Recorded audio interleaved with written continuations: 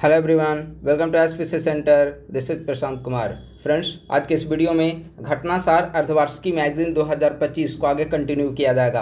Previous videos में हमने राष्ट्रीय घटनाक्रम और अंतर्राष्ट्रीय घटनाक्रम को हमने डिस्कस कर दिया था। आज के इस वीडियो में आर्थिकी यानी कि इकोनॉमी सेक्शन को डिस्कस किया जाएगा। इसके अंतर्गत विगत 6 महीनों में यानी कि जनवरी महीने से लेकर जून 2025 तक जो कुछ भी इकोनॉमी सेक्शन में महत्वपूर्ण डेवलपमेंट एंड अपडेट्स हैं उसे आज की इस वीडियो में डिस्कस किया जाएगा और यह जो है घटनासार मैगजीन का हिस्सा है। तो आइए हम लोग इसका डिस्कशन प्रारंभ करते हैं। अगर आप लोग नए हैं तो हमारे यूट्यूब चैनल को सब्सक्राइब कर लें और हमारे टेलीग्राम ग्रुप @ISTC सेंटर को जरूर ज्वाइन करें। हमारे टेलीग्राम ग्रुप का लिंक जो है इस वीडियो के डिस्क्रिप्शन बॉक्स में अवेलेबल है। आइए अब हम लोग इसका डिस्कशन प्रारंभ करते हैं। पहला पॉइंट है 29 जून 2025 को सांख्यिकीय एवं कार्यक्रम कार्यान्वयन मंत्रालय के द्वारा आधिकारिक सरकारी आंकड़ों तक पहुंच बढ़ाने के लिए कौन सा मोबाइल ऐप लॉन्च किया गया। तो सांख्यिकी और कार्यक्रम कार्यान्वयन मंत्रालय के द्वारा गो आई स्टैट्स नामक ऐप को लॉन्च किया गया है। तो इसका आंसर हो जाएगा गो आई स्टैट्स। अगला प्रश्न है, हाल ही में जारी हुरुन ग्लोबल यूनियन इंडेक्स 2025 में 64 यूनिकॉर्न स्टार्टअप्स के साथ भारत किस स्थान पर है। तो हुरुन ग्लोबल यूनिकॉर्न इंडेक्स 2025, अगर आप यूनिकॉर्न स्टार्टअप के मामले में देखेंगे तो भारत जो है वह विश्व में तीसरे नंबर पे आता है। ठीक है, पहले नंबर पे कौन है, तो पहले नंबर पे है यूएसए में टोटल यूनिकॉर्न की संख्या है 758। दूसरे नंबर पे है चाइना में टोटल यूनिकॉर्न स्टार्टअप की संख्या है 343 और तीसरा स्थान पर है भारत और भारत में यूनिकॉर्न स्टार्टअप की संख्या कितनी है, 64। तो भारत जो है हुरुन ग्लोबल यूनिकॉर्न इंडेक्स 2025 में तीसरे नंबर पे है। पहले नंबर पे अमेरिका और दूसरे नंबर पे चाइना है। हाल ही में आरबीआई के द्वारा जारी रिपोर्ट के अनुसार मार्च 2025 के अंत तक भारत का बाह्य ऋण मार्च 2024 के मुकाबले 10% बढ़कर कितना हो गया है। यानी कि कुल मिलाकर सवाल है कि आरबीआई के आंकड़ों के अनुसार मार्च 2025 के अंत तक भारत का बाह्य ऋण कितना है। तो वर्तमान समय में भारत का बाह्य ऋण प्रीवियस ईयर की तुलना में 10% बढ़कर 736.3 अरब डॉलर हो गया है। जून 2025 के आखिरी सप्ताह में ब्रांड फाइनेंस के द्वारा जारी भारत के 100 सर्वोच्च कंपनियों के ब्रांड वैल्यू में शीर्ष स्थान पर कौन है। तो शीर्ष स्थान पर है टाटा ग्रुप।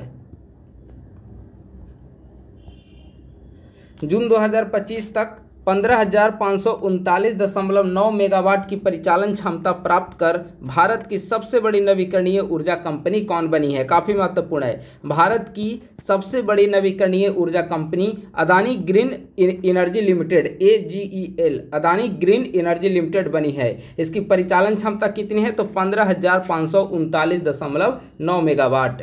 हाल ही में सांख्यिकी और कार्यक्रम कार्यान्वयन मंत्रालय ने भारत का पहला अखिल भारतीय घरेलू आय सर्वेक्षण कब से शुरू करने की घोषणा की है। यहाँ से 2 सवाल महत्वपूर्ण है। पहला कि भारत का पहला अखिल भारतीय घरेलू आय सर्वेक्षण किस मंत्रालय के द्वारा किया जाएगा। सांख्यिकी और कार्यक्रम कार्यान्वयन मंत्रालय के द्वारा। कब से इसे प्रारंभ करने की घोषणा की गई है, तो वर्ष 2026 से। अगला सवाल है, केंद्रीय मंत्री सर्बानंद सोनोवाल ने हाल ही में समुद्री विकास के लिए समर्पित किस नाम से देश की पहली गैर बैंकिंग वित्तीय कंपनी का उद्घाटन किया है। तो हाल ही में समुद्री विकास के लिए समर्पित सागरमाला फाइनेंस कॉरपोरेशन लिमिटेड नाम से देश की पहली गैर बैंकिंग वित्तीय कंपनी का उद्घाटन केंद्रीय मंत्री सर्बानंद सोनोवाल के द्वारा किया गया है। तो आप लोग याद रखेंगे सागरमाला फाइनेंस कॉरपोरेशन लिमिटेड। हाल ही में इफ्को ने किस देश में अपना पहला विदेशी नैनो उर्वरक संयंत्र स्थापित करने की घोषणा की है। यह भी काफ़ी महत्वपूर्ण है। इफ्को के द्वारा ब्राज़ील में अपना पहला विदेशी नैनो उर्वरक संयंत्र स्थापित करने की घोषणा की गई है। तो आंसर हो जाएगा ब्राज़ील।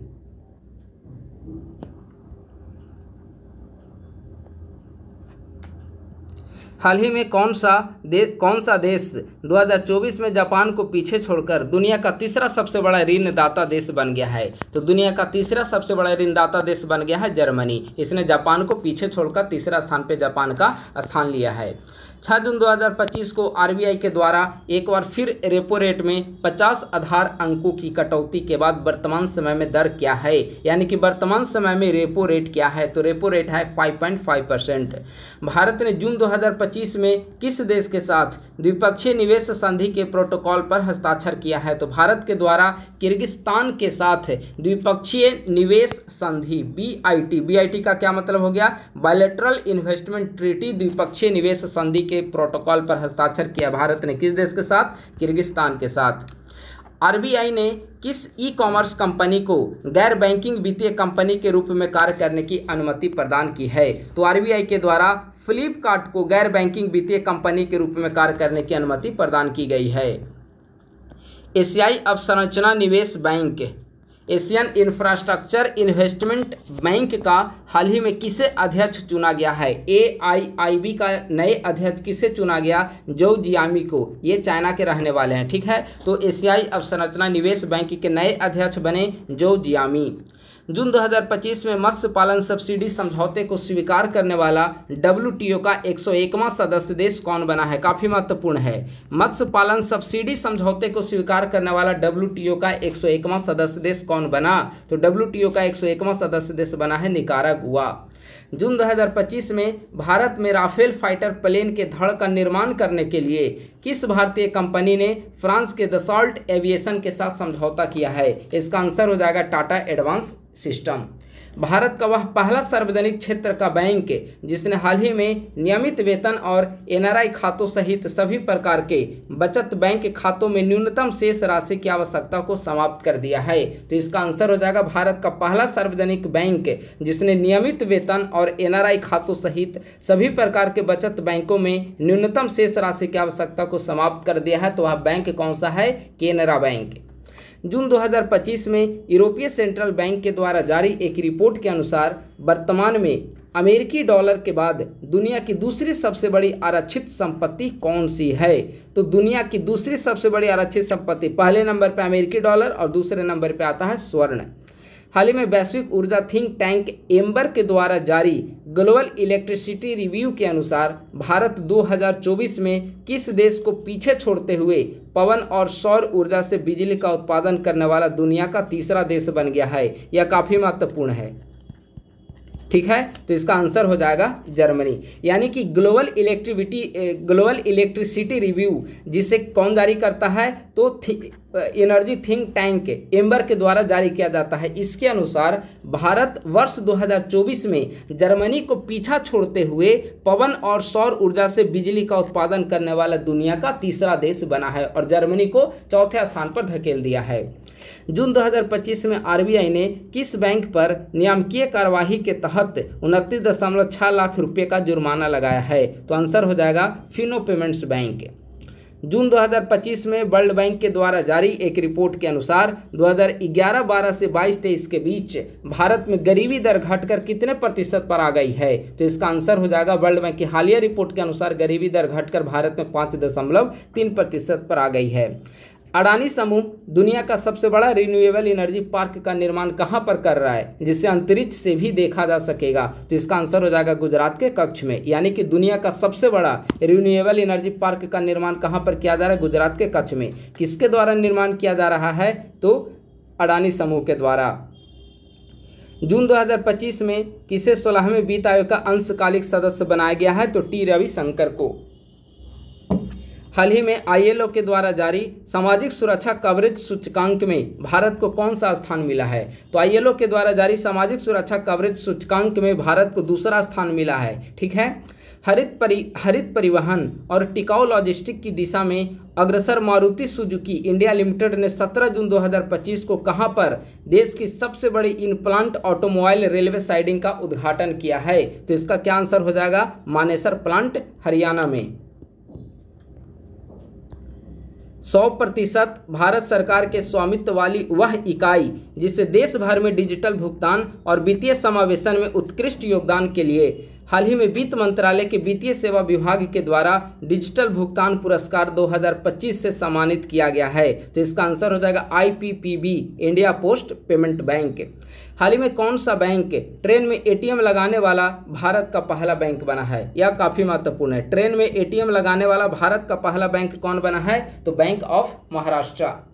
मई 2025 में IMF के द्वारा जारी रिपोर्ट पर आधारित नीति आयोग के वक्तव्य के अनुसार भारत किस देश को पछाड़कर दुनिया की चौथी सबसे बड़ी अर्थव्यवस्था बन गया है? तो भारत जापान को पछाड़कर दुनिया की चौथी सबसे बड़ी अर्थव्यवस्था बन गया है। ठीक है, पहले नंबर पे है अमेरिका, दूसरे नंबर पे है चाइना, तीसरे नंबर पे है जर्मनी, फिर है इंडिया, फिर है जापान। ठीक है, जापान पहले चौथे नंबर पे था। अगला है मई 2025 में RBI के केंद्रीय बोर्ड ने वित्त वर्ष 2025 के लिए भारत सरकार को कितने रुपये के रिकॉर्ड अधिशेष हस्तांतरण को मंजूरी प्रदान की है? तो इसका करेक्ट आंसर हो जाएगा 2.69 ट्रिलियन। मई 2025 में भारत के किस राज्य ने 100% विद्युतीकरण का लक्ष्य प्राप्त किया है? तो इसका आंसर हो जाएगा गुजरात। गुजरात ने हाल ही में 100% विद्युतीकरण का लक्ष्य प्राप्त कर लिया है। वित्तीय वर्ष 24-25 में सर्वाधिक FDI प्राप्त करने वाला क्षेत्र कौन सा है? तो सबसे ज़्यादा FDI सेवा क्षेत्र को प्राप्त हुए हैं 2024-25 वित्त वर्ष में।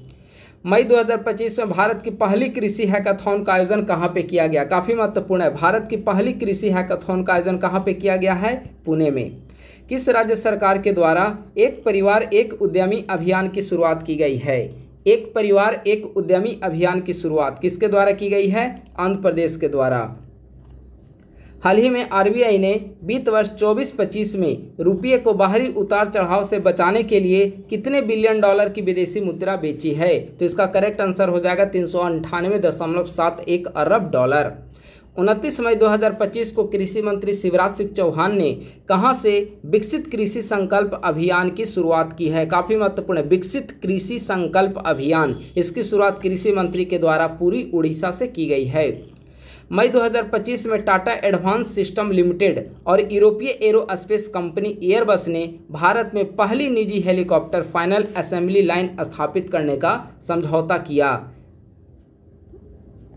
समझौते के तहत संयंत्र की स्थापना कहां पर की जाएगी? तो कर्नाटक के कोलार जिले के यमगल औद्योगिक क्षेत्र में।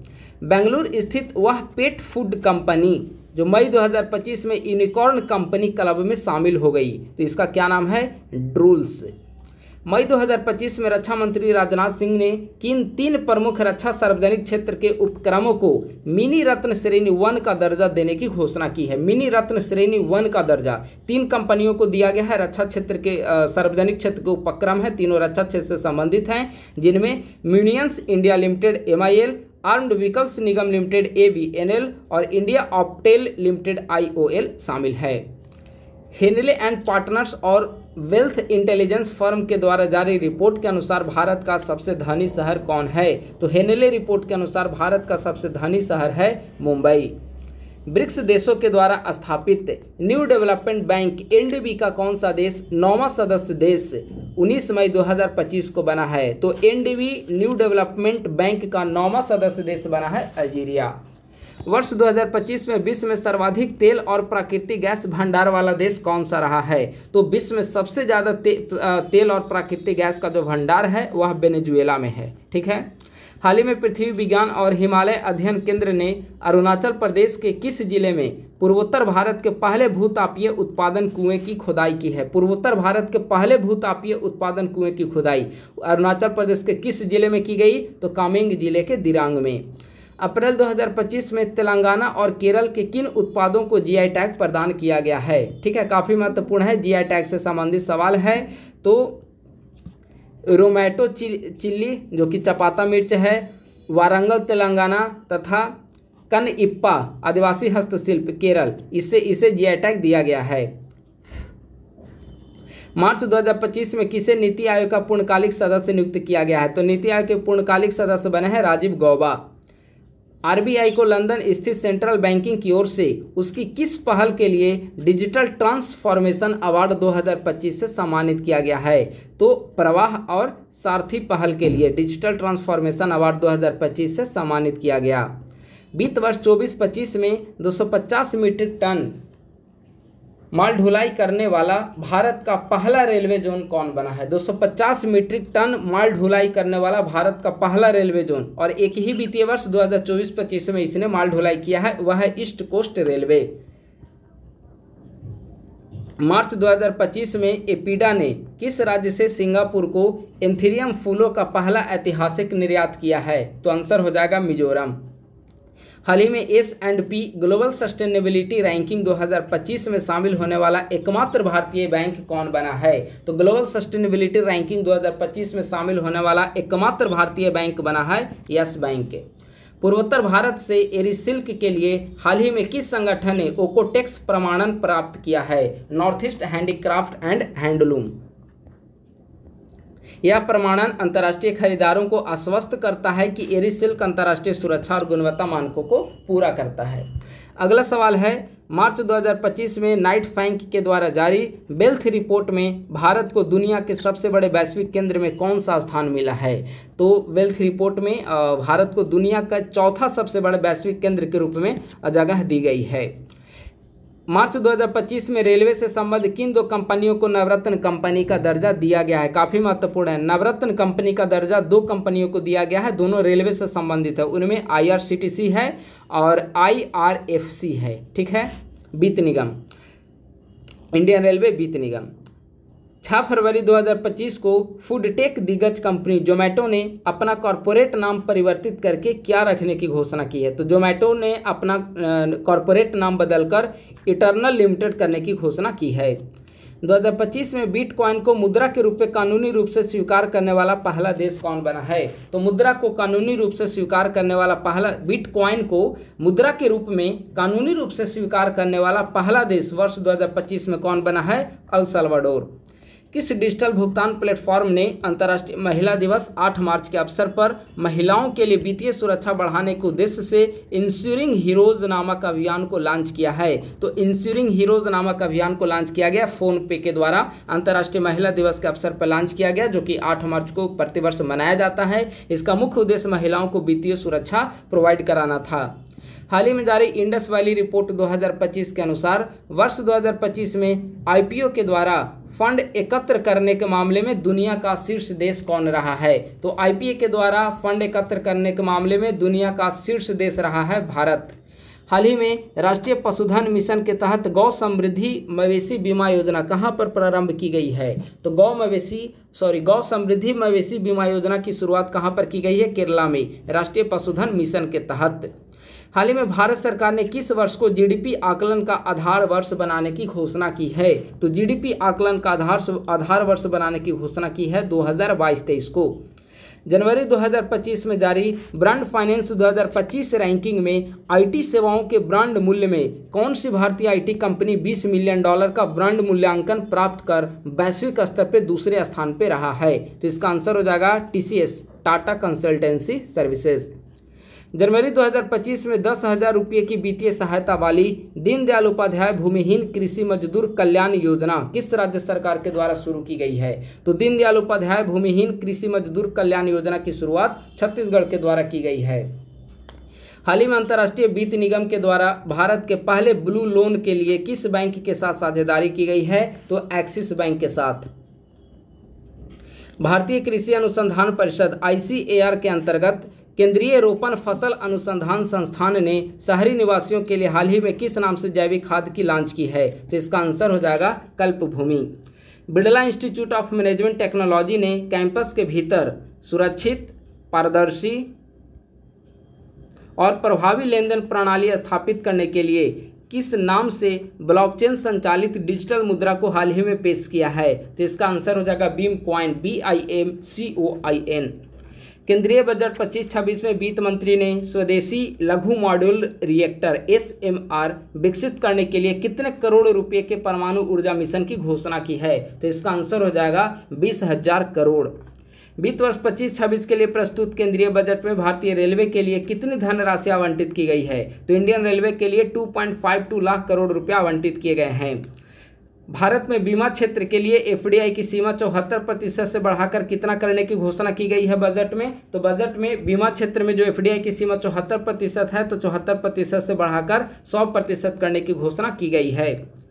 हाल ही में केंद्रीय वाणिज्य मंत्री पीयूष गोयल ने कब तक देश में 10,000 जीआई टैग प्रदान करने के लक्ष्य की घोषणा की है। तो 2030 तक, यानी कि 2030 तक पूरे देश भर में 10,000 उत्पादों को जीआई टैग प्रदान कर दिया जाएगा। कृषि मंत्री पीयूष गोयल ने ऐसा घोषणा किया है। आर्थिक समीक्षा 24-25 के अनुसार कुल जीबीए में सेवा क्षेत्र का योगदान 2025 में कितना अनुमानित है? तो 2025 में अनुमानित है 55.3%।